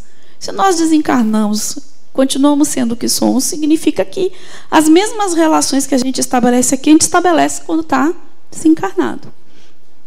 A auto-obsessão. A gente tem o dom de se auto-obsediar. A gente vai falar uma por uma aí. E a obsessão recíproca, tanto entre encarnados como desencarnados, ou nessa mesma relação em planos diferentes. Às vezes a gente vê, né, por exemplo, casal mesmo, a gente vê muito isso, é um processo de auto-obsessão que parece um punindo o outro, né? Então, acontece. Vamos ver um pouquinho de cada um. Desencarnado para encarnado, né? Vamos ver aqui. Se caracteriza como o domínio de um desencarnado sobre alguém que vive no plano físico. Em muitas situações não é percebido ou pressentido pela vítima, né? Às vezes ela acontece e nem sabe o que está acontecendo. Manipula o campo de energia de várias maneiras da pessoa, né? Podem gerar doenças que confundem os médicos, além de dificultar o tratamento. Nem sempre o espírito está consciente dessa influência de energia negativa sobre o encarnado. É aquilo que a gente está falando, né? Às vezes o espírito está no campo, está ali, não está com a intenção de prejudicar, mas está prejudicando, né? Os sentimentos, dominação, os desejos de dominação, fanatismo, avareza, egoísmo, amores exacerbados, ciúme e ganância, né? São algumas características que podem gerar aí esse tipo de obsessão. Encarnado para desencarnado. Está ligado a expressões de amor egoísta e possessivo por parte do encarnado. É aquele que desencarna o companheiro, alguém que ela tinha uma relação muito forte, e ele vive numa lamentação profunda, evocando o tempo inteiro, se lamentando, dizendo que a vida não vai mais adiante, que é infeliz. Imagine para quem desencarnou e ama essa pessoa, vê esse sofrimento todo. Imagine o sofrimento que causa para essa pessoa. Ah, então eu não posso chorar de tristeza. Não é isso. Uma coisa é você viver seu luto, chorar, sentir falta, isso é humano, está em nós, e a gente precisa disso, inclusive, para fechar o ciclo. Outra coisa é você ficar anos evocando uma pessoa, né? Delegando a sua infelicidade ao fato dela não estar com você. É uma coisa completamente diferente. Que se fixa mentalmente naqueles que desencarnaram, pensamentos de dor, às vezes a pessoa está revoltada porque a outra, né? Porque me deixou, porque fez isso comigo. Desequilíbrio, não permitindo que o desencarnado alcance o equilíbrio. Perda de um ente querido, desencadeando inconformação e desespero, né? A pessoa desencarna. Briga de herdeiros pela herança, que geram pensamentos de ódio e rancor. Eu já libero aí só um pouquinho. Quantas vezes a pessoa desencarna e quando olha a família em pé de guerra por causa de bens materiais, né? A inconformação pelo retorno ao plano espiritual, a saudade ou a tristeza são fatores capazes de manter prisioneiros o desencarnado.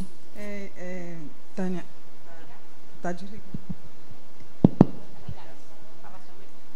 Tânia, eu tava, esse assunto mesmo, porque tem pessoas quando dizem parentes de pessoas desencarnadas que ficam chamando, que ficam ai, que saudade, que fulana. Quer dizer, a solução é a oração para aquela pessoa, né? Que ela possa sossegar, que ela possa harmonizar onde ela foi parar. É isso aí, porque tem pessoas, eu conheço mesmo umas pessoas que a mãe desencarnou, mas é como se fosse fica orando em nome da mãe, fica, gente, isso faz mal para o espírito, que fica preso. Eu acho que o fazer mal ou não tem a ver com a intenção, né? Eu acho que é o que você emana para a pessoa. Lembre que o processo obsessivo é uma ação persistente, né? Onde você está impondo o seu desejo, a sua vontade, seus sentimentos, né? Se eu faço uma oração para essa pessoa, emanando um melhor, um amor, desejando, né? Dizendo que está com saudade, que às vezes está triste sim, porque sente sua falta, é uma coisa, né? Agora você ficar lamentando o tempo inteiro, delegando a sua infelicidade ao fato da pessoa ter desencarnado, como se ela tivesse, às vezes, opção para isso. Eu acho que essa aqui é a questão, é a minha intenção, é o que tem por detrás disso.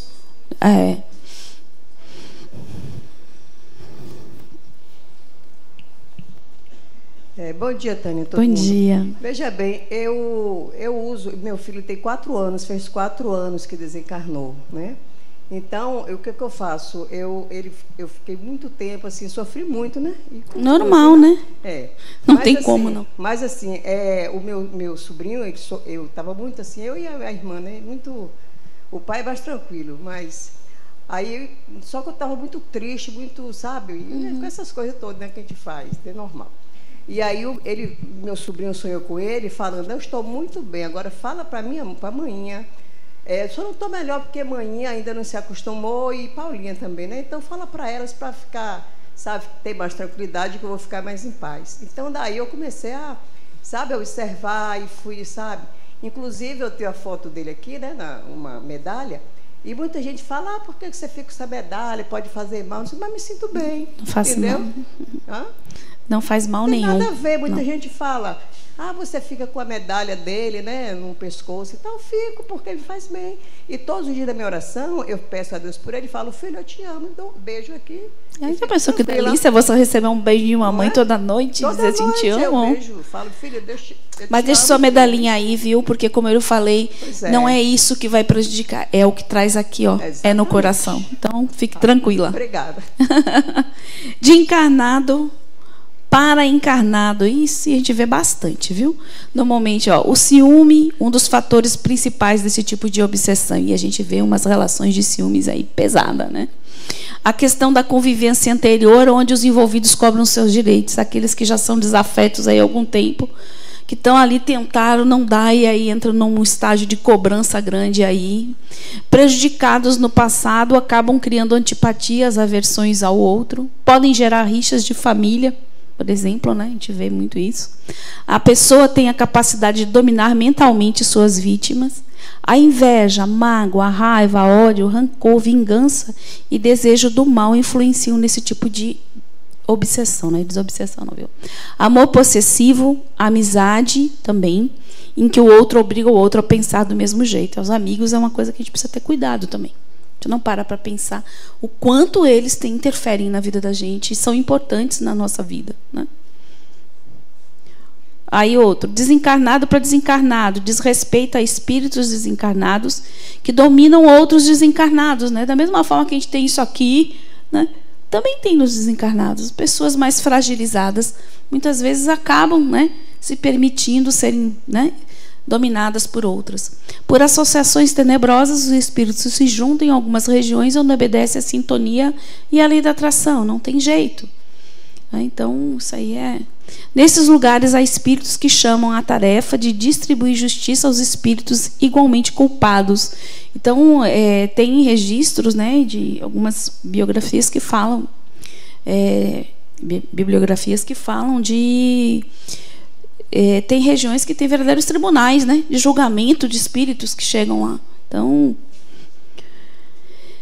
Normalmente são espíritos endividados e compromissados entre si, mesmo através si mesmos, através de associações de idêntico padrão vibracional. Não tem jeito. Então, se eu tenho esse tipo de relação aqui, quando eu desencarnar, são as relações que eu vou continuar estabelecendo, né? E a autoobsessão. Boa parte dos processos obsessivos que são delegados a obsessores, na realidade, são autoobsessão. Somos nós com nós mesmos. Então, nesse caso, a pessoa se auto-atormenta numa espécie de punição a si mesmo. A causa desses tipos de obsessão residem nos problemas anímicos, ou seja, anímicos, ânimo, da nossa alma. São dos nossos conteúdos, são do que eu sou. Então, aí, ó, dramas pessoais, desta e de outras vidas, que podem estar acumulados, traumas, remorsos, culpas, situações provindas da intimidade do ser que lhe prejudicam a normalidade psicológica. Então, vocês veem, essa pessoa entra num estado tal, é aquilo de inércia, de paralisação, né? E ela acredita ser exatamente aquilo que ela se coloca. E entra nesse processo, que o pessoal chama muito de autossabotagem, né? Estou me sabotando. Mais ou menos isso. Então, se acha incapaz, não se acha merecedora. E aí é que eu disse, lembra que julga, coloca a sentença e aplica, né, a pena. A gente faz isso com a gente direto. E essas questões de remorsos, culpas e traumas, realmente, né, pesam bastante. Pode falar. Oi, bom dia. Bom dia. Essa parte é interessante. Antes de eu vir para cá, pessoalmente, eu assisti as 20 aulas online. E tudo que era abordado aqui era tratado com a minha terapeuta. Sim. E é muito interessante essa questão da autoobsessão, né? Porque tudo isso é quando você trabalha tudo isso na terapia. Sim, sim. Então, o que eu via, o que eu compreendia aqui, eu disse assim, rapaz, essa questão da ULI não é terapia, mas é terapêutica, eu vou lá. Mas é bem isso mesmo. Aqui não é terapia mesmo, mas é terapêutica. Não é terapia, mas é terapêutico, porque tinha hora que eu não sabia se era a minha terapeuta que tinha... Eu pensava assim, a minha terapeuta teve lá, só pode. Ela passou pela ULI, é muito interessante. Taninha, fazer um adendo aqui na aula de Taninha, dentro da fala dela. Essa semana eu escutei de uma aluna assim, ó, depois que a gente se torna aluno da ULI, não é qualquer psicólogo que dá conta da gente. Bem isso, viu? Bem isso mesmo. Por quê? Porque eu acho que isso chama-se despertar de consciência. E isso não tem preço. Isso é uma coisa maravilhosa. E, para mim, a ULI é isso. É um despertar de consciência. Porque enquanto a gente não despertar, não adianta ninguém falar nada. Não adianta terapeuta, psicólogo, psiquiatra, amigo, pai, mãe. É um movimento bem interno mesmo. É de dentro para fora. Inclusive, eu até cheguei a comentar com uma amiga que é espírita, tem muitos anos, né, sendo espírita, eu falei para ela assim, eu acho que se muitas coisas que passa na ULI passasse nas escolas, claro que eu sei que é uma outra coisa, passasse nas escolas, seríamos pessoas diferentes. É verdade. Verdade. Eu me lembro que, falando isso, quando eu tinha o ciclo 2, quando eu estava no ciclo 2, teve uma aula que falava das dimensões, vocês vão ter uma aula das dimensões da vida, e uma delas era a dimensão familiar. Gente, quando eles começaram a colocar as relações de pai, filho, mãe, filho, as consequências, né, dos diferentes comportamentos e atitudes, eu virei assim, gente, todo casal deveria ter uma aula dessa para entender a tratativa com o filho, a tratativa com o marido, sabe? E foi fantástico. É bem isso que você falou, Nívia. Deixa eu contar uma experiência rápida para não tomar muito tempo. No dia do meu aniversário, a aula é maravilhosa. Deixa eu puxar um pouquinho também. Ai, que bom. Eu também acho. O dia do meu aniversário foi o dia 6 e teve a aula de reencarnação. E no final, na harmonização, a imagem que colocou a criança no ventre da mãe, formação, me deu... Eu fui impactada pela aula, pelo ambiente, pela harmonia que estava no momento. Até... Desculpa. Foi a Alessandra. Ai, meu Deus do céu. Aí, ó. Aí, no final, eu comecei a chorar muito, com um sentimento de muita gratidão e a percepção de que, pela primeira vez em minha vida, de eu ser um espírito, sabe? Isso aqui está um aprendizado muito, muito intenso para mim. E eu sei que vem mais coisas por aí. Eu sei que vem muito mais. Mas esse despertar, esse sentimento foi muito forte. E quando eu fui falar com a Alessandra, aquele abraço, aquelas palavras que ela disse para mim ficaram, sabe, muito, muito forte. E isso é maravilhoso. A ULI está sendo muito importante para mim, porque desperta em nós, eu acho que todos talvez tenham esse sentimento de você se sentir espírito, de você saber que tem alguma coisa a mais ali, tem muita coisa para você aprender. Que não é só isso. Esse sentimento é maravilhoso. Pega um alfinete para espetar aí o balão dela que encheu aí, pá! Né? Aqui é engraçado, né? Que a gente vive. Passo, né? Só o primeiro passo. Se é só o primeiro passo. É maravilhoso. Assim, realmente, eu concordo com você aí. A gente começa a ver a vida por uma outra perspectiva. Acho que é isso que é a verdade, né? Pronto. Obsessão recíproca, né? Ai.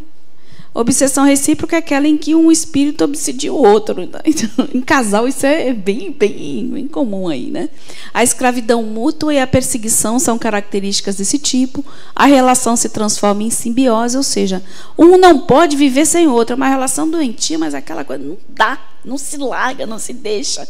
Aí você vê muito também em relações familiares isso, não só o marido. Todo mundo aqui não tem essas coisas, não. Amor desequilibrado e interesses materiais muitas vezes provocam isso, né? Paixões avassaladoras que deixam os envolvidos totalmente cegos a qualquer acontecimento, em qualquer acontecimento se fecham entre eles mesmos. Então, por mais que alguém tente chegar e dizer, olha, será que Não existe essa possibilidade, porque é quase que um circuito fechado ali mesmo, ok? Bom, mostrado em um pouquinho essas relações que não nada mais são do que as nossas relações humanas, né? Seja lá em qual dimensão que a gente se encontra, mas tem muito a ver de nós aí.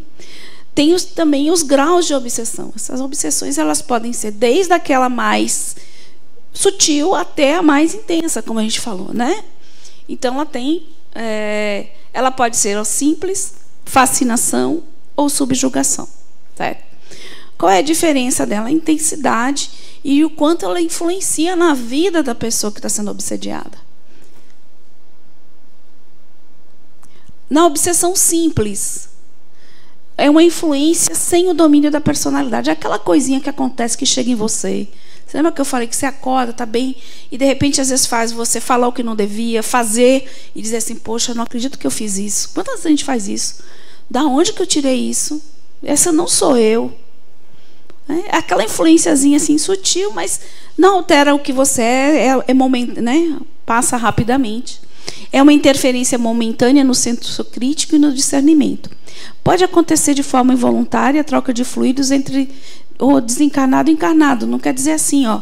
Pode acontecer de eu me conectar com uma pessoa sem necessariamente ser alguém que eu tenha de inimigo ou não, mas uma pessoa que sentiu aquela vibração, né? E comigo aconteceu uma coisa muito interessante. Eu trabalho no campus 2, que é o desenvolvimento mediúnico. E saí do trabalho um dia, numa quinta-feira eu trabalho, e eu morava na época lá pro lado de lá na Estrada do Coco, né? Eu tinha que fazer o retorno lá no pedágio para poder pegar o condomínio que eu morava.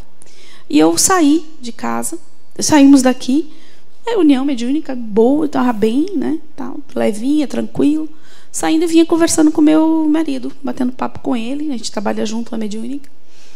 Lá pelas tantas, na estrada, me veio um sentimento de tristeza imensa, assim, uma coisa ruim.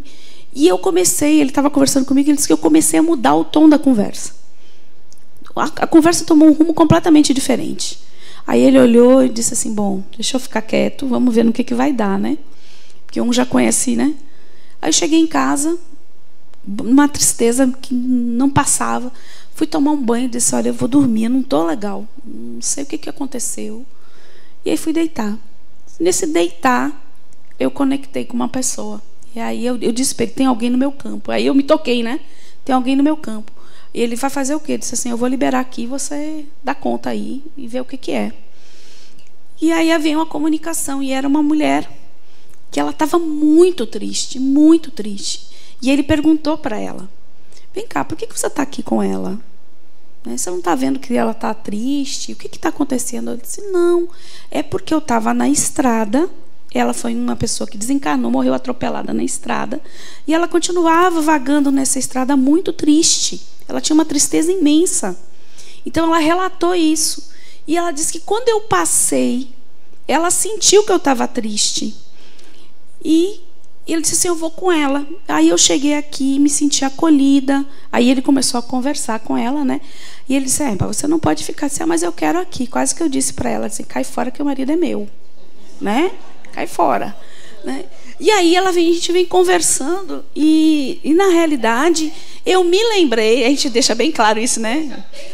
A Alessandra mesmo já disse, né? É meu marido. Ela...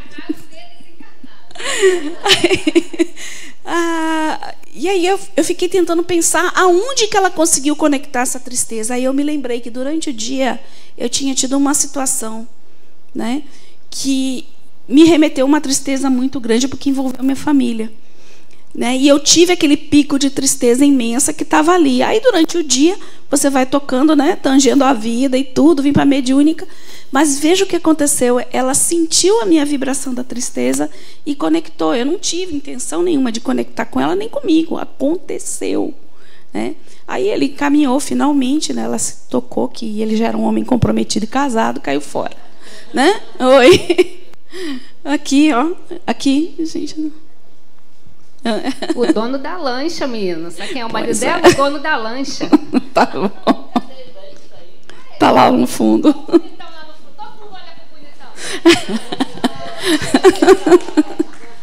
Aqui, ó. Eu trabalhava na mediúnica da Casa do Caminho. Sim. Só que eu não incorporava, eu era auxiliar de médium. Sim. E eu trabalhava com cromoterapia, né? Atendia, a gente dia de segunda era com pessoas que vítima de tentativa de suicídio. Sim. E eu atendi uma garotinha de 13, 14 anos. Atendi ela, foi a última, a gente se despediu. Tá. Quando eu saí da sala, as meninas que trabalhavam, né? Todo mundo se reuniu, depois foi embora. Aí me falaram, que olheira é essa? Eu com a olheira aqui. Aí uma falou assim, eu falei, menina, eu peguei da menina, ainda brinquei. Vamos embora, vamos. Quando eu cheguei em casa, que eu fui dormir, aquele negócio me agoniando, eu não conseguia dormir. E eu queria entender, quando eu tive atendimento com ela, como eu tenho muita intuição e eu sou médium ostensiva, eu só não trabalhava lá assim, eu queria entender o porquê ela estava daquele jeito, né? Você fica com aquilo na cabeça depois que você atende. Minha filha, quando eu deitei para dormir, eu vi 2 pessoas em pé. E aí eles foram me dizer que o que ela estava passando é porque elas estavam com obsessores, né? Estavam com desencarnados e que estavam sofrendo influências desses espíritos. Então, assim, eles foram na minha casa comigo. Fala. Então, em algum momento... Você abriu essa brecha. Abriu o campo. Então, não altera a personalidade. Agora a gente tem essa aqui, fascinação. Aí eu vou colocar... Antes de colocar, a gente vai pensar fascinação e a subjugação. A subjugação chega a atingir a atitude, pensamento, corpo. Às vezes a pessoa não tem nem domínio do corpo, né? Vai involuntariamente. Ela vai sendo tomada, fala o que não deve, né? Aquela pessoa que está num processo mesmo de subjugação. Qual será pior? A fascinação é aquele que acha que é o bom, que está tudo lindo, que ele é a melhor pessoa do mundo. Sabe o sem noção? Que tudo ele é melhor do que todo mundo? Qual será que é a pior de ser tratada? A subjugação ou a fascinação? A fascinação. Quem acha que é fascinação, levanta a mão. Quem? Não avança. Subjugação. Quem acha que é a subjugação? Pronto. Aí eu vou fazer outra pergunta. O que é mais fácil tratar? Uma pessoa que está com uma doença terminal ou uma pessoa viciada em drogas? Qual que é vício? Por quê?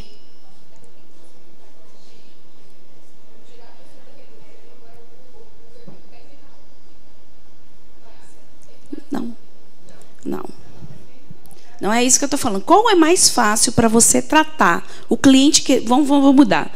O paciente querer ser tratado. O que está no vício ou o que está com uma doença terminal? O que é mais fácil? É mesmo? Então vamos ver o que é fascinação e o que é subjugação. Fascinação. Allan Kardec, no Livro dos Espíritos, diz que a fascinação é o pior tipo de obsessão. Por que será que ele está falando isso? O espírito obsessor busca envolver o indivíduo em artimanhas mentais bem preparadas.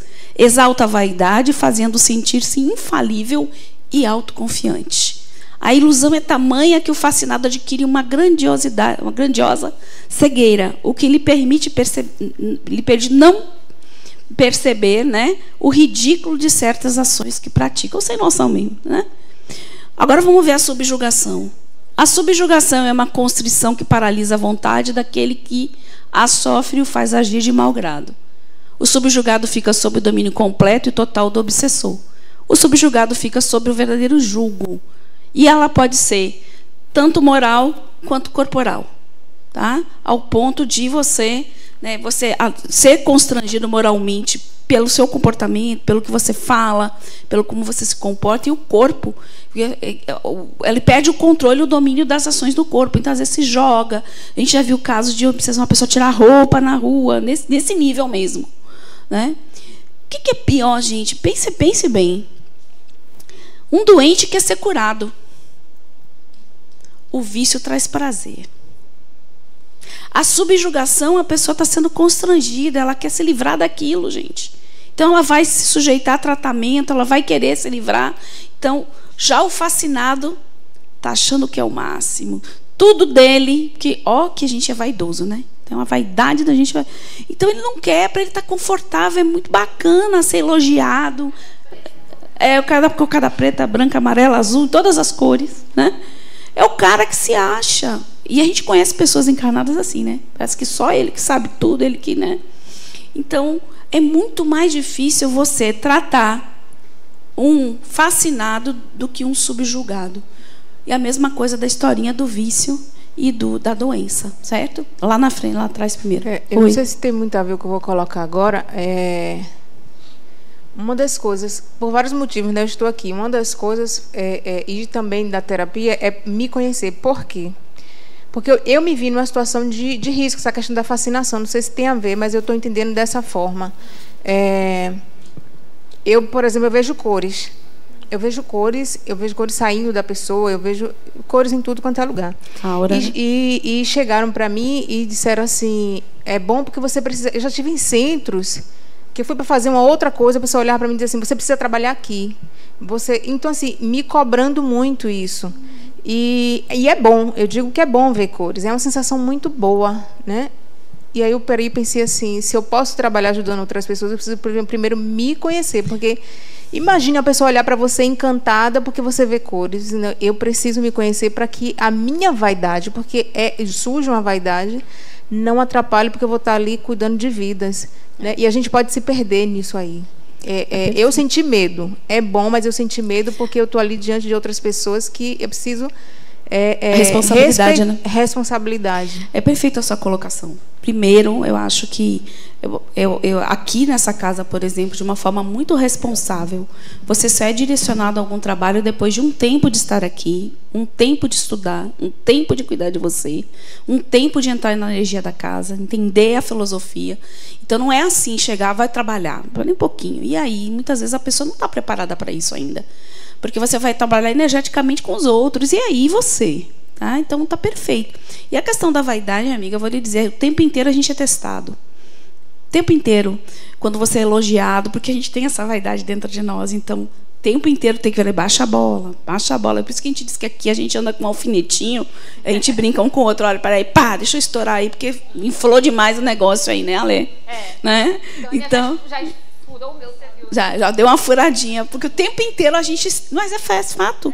A gente faz isso mesmo. O tempo inteiro a gente brinca um com o outro, mas trazendo para a responsabilidade de que a gente não é perfeitinho assim, né? Pode passar aí. Tânia. Oi. Tânia, retornando. Sim. Na minha... internamente, eu não consegui concordar com... o fascinado ser mais... Sim. Por quê? Porque o subjugado, na primeira expressão, você colocou que mexe com a vontade. E eu acho que a transformação, ou a mudança, ou mudança de paradigma, ou qualquer coisa, passa pela vontade. E aí, para mim, acho que seria o pior. Seria não ter essa vontade disponibilizada para fazer uma mudança, uma transformação. Mas está tudo certo. Se você acha assim, você pode discordar de Kardec também. A gente não é obrigado a concordar com todo mundo, não, viu? Pode discordar com ele. Bom, obsessão. Por viverem numa dimensão mais fluida, sutil e quintessenciada, e lidarem com energias suscetíveis ao pensamento, costumam os espíritos que obsidiam utilizar-se de técnicas hipnóticas e magnéticas para atingir suas vítimas. Como é que eles faziam? Através da sugestão. A hipnose é através da sugestão, certo? Então, às vezes, aquela ideia, né? Botando aquela ideia fixa na sua cabeça, eles conseguem aí manipular. Fatores que predispõem à ocorrência das obsessões, tá? Tem a ver conosco, com nossos conteúdos internos. Imperfeições morais, desequilíbrio emocionais, fatores psíquicos, né? Álcool entorpecente de uma forma geral, né? Os ambientes e os nossos complexos, aqueles núcleozinhos lá na mente da gente armazenado, nossos complexos, nossas sombrinhas, tudo que nós somos e temos, né? É possível a gente abrir as brechas para obsessão. Pode falar. Bom dia. Bom dia. Em relação... Eu estava assistindo até o final, que eu falei assim, em algum momento ela vai colocar ali, o Cínio colocou, ainda vai colocar.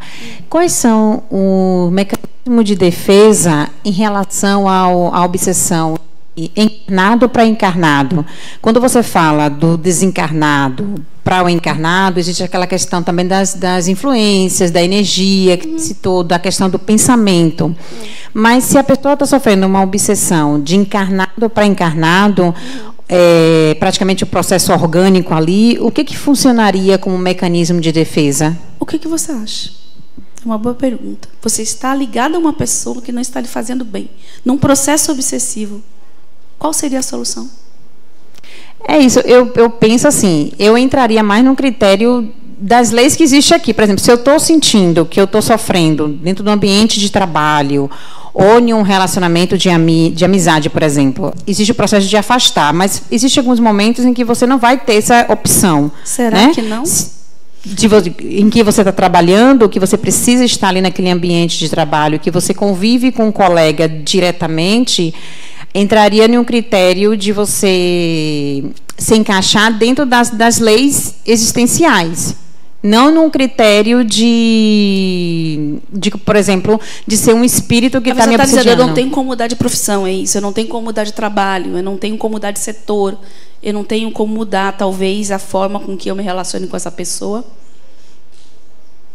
Então, é porque, assim, toda relação tem um componente energético de ambas as partes, né? Então, poder analisar, porque às vezes a gente está vivendo situações, é bom parar para pensar por que isso está acontecendo. Porque às vezes pode partir, eu não sei qual é a situação, né? Estou só, né? Pode partir também de entender do porquê que eu estou vivendo isso e como eu estou me colocando nisso também. Às vezes uma mudança de atitude também é uma forma de olhar diferente para aquilo que está acontecendo também e tentar se colocar, vem cá, por que eu estou vivendo isso com esta pessoa, nesse ambiente? O que de mim aí, de repente, eu posso alterar em mim, porque no outro você não vai ter influência. Mas em mim, o que eu posso mudar? Eu não estou pegando isso como vivência minha, não. Eu estou pegando como, dentro do critério que você falou, da parte espiritual para encarnado. Essa parte é sempre espiritual em relação de pessoas. De pessoas, né? E sempre tem um componente de ambas as partes naquela situação. Então, entendi. Se eu não tenho um controle sobre outro, eu tenho um controle sobre mim. Então, o que eu vou mudar em mim? Ou o meu olhar sobre aquilo, ou vou tentar alguma mudança mesmo, né? Não tenho condições de trabalhar nisso, por isso, tentar mudar, não sei, aí cada um, mas é sempre pensar do porquê que eu estou vivendo isso. Se questionar dentro desse todo. Porque às vezes é o meu olhar para o outro. Quantas vezes a gente está julgando, mas às vezes nem parou para ouvir o outro. Também tem isso, né? Entendi. Obrigada. Nada. Deixa eu ter que dar uma aceleradinha aí. Tem quantos aí ainda, Lei? 300, né? Tem uns 1000 aí. Fale.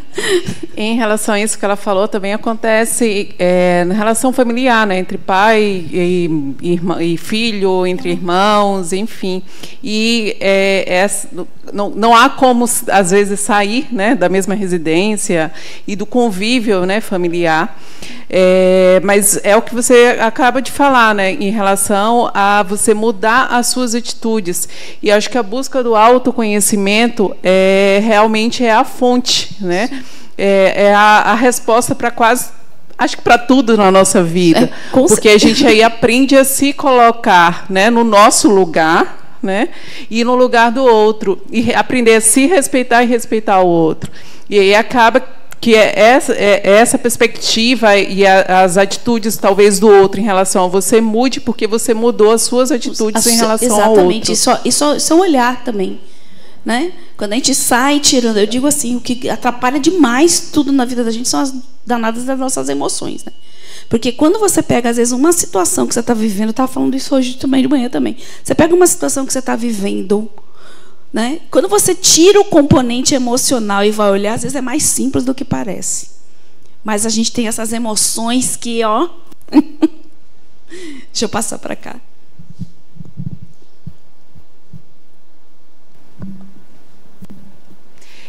Você falou, eu lembrei, eu atendi outro dia, né, uma pessoa, e o engraçado foi que a colocação dele era, numa determinada consulta, ele me disse que ele tinha feito aniversário e ele estava chateado porque algumas pessoas esqueceram do aniversário dele. Quando foi no segundo momento, ele me disse que ele estava num curso, né? Ele estuda fora do país, e que ele precisava ir ao banheiro antes de ir pegar o metrô e tal, e só que ele ficou com medo do pessoal ir embora e deixá-lo, né? E aí a percepção que eu tive era a falta de comunicação, né? E aí quando eu falei isso para ele, ele disse: Miriam, eu nunca tinha parado para observar que eu não me comunico, eu não digo o que eu quero, o que eu sinto. Aí fica achando que os outros têm que adivinhar, e os outros precisam adivinhar. E aí a gente acha que o outro é culpado, Exatamente. Ele dizendo de todas as relações que ele teve, inclusive relações amorosas, e com a mãe, né, da falta da comunicação. Pois é, legal. Bom, então quais foram os fatores que predispõem aí? Você pode dar um enter aí, só para a gente abrir o slide aí para eu poder, enquanto você resolve. Foi. Aí, alguns fatores, alguns, viu, gente? Tudo umas delícias da vida, né? Algumas são as invigilâncias, né? São as brechas psíquicas. Aquela história de orar e vigiar é sério, né? Vigia seu pensamento, seu sentimento, seu comportamento e muda a sua vibração, né? Orai para mim é isso, muda isso dentro de você. Então, a porta ou brecha psíquica que abrimos, facilitando as aproximações e sintonias dos obsessores que vibram em faixas mentais semelhantes. Então, aí, revolta, impaciência, irritação, ódio, medo, avareza, ociosidade, vícios como, né, fumo, álcool, drogas, etc., desregramento sexual. Não temos nada disso. Ninguém aqui tem isso, viu, gente? Depressão, tristeza, pessimismo, desânimo, ideias negativas, maledicência, calúnia, ciúmes, orgulho, né? Então, só isso. Fora as outras coisinhas aí que não deu para botar no slide, que era muita coisa. Não está indo, não. Não está, aí tem que dar um enter. Tá, não, tem que passar.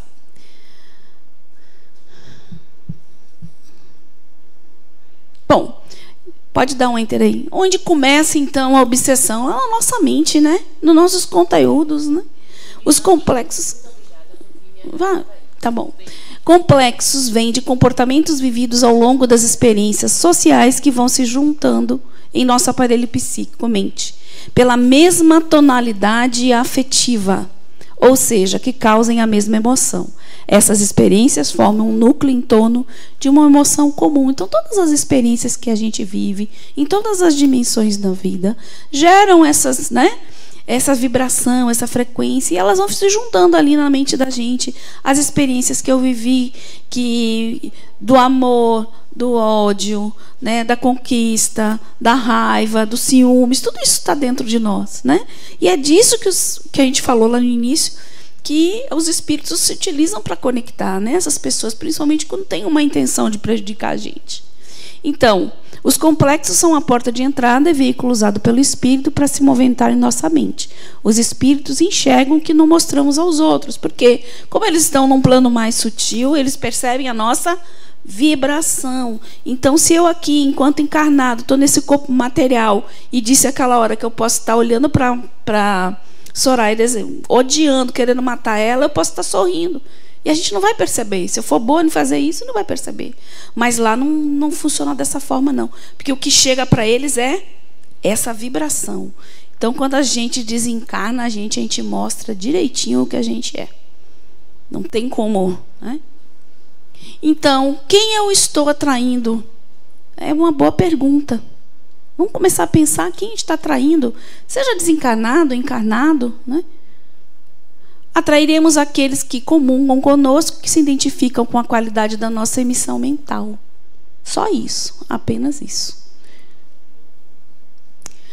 Então, sua frequência energética diz o que sua vida é hoje. Então, dá uma olhadinha no contexto, né, atual, para entender que vibração é essa. Podemos passar a vida inteira nos questionando como nossa vida se desenvolve, os rumos que ela toma, as pessoas que entram e saem da nossa vida. Mas o mais incrível de tudo é que nunca pensamos que a nossa vida é definida pela forma que a conduzimos. Então, é muito fácil terceirizar, né, responsabilidades. Né? A obsessora, então, é ótimo dizer que, né? Que tal trazer um pouco essa consciência? Aí eu trago esse poema de Adenauer, que eu achei muito lindo para a gente finalizar essa aula. Perfume. O que você exala? Qual o seu cheiro característico? Para realçar algo que traga boa impressão aos outros, é costume perfumar-se. Há todo tipo de perfume, aos franceses, os suaves, os fortes e os clássicos.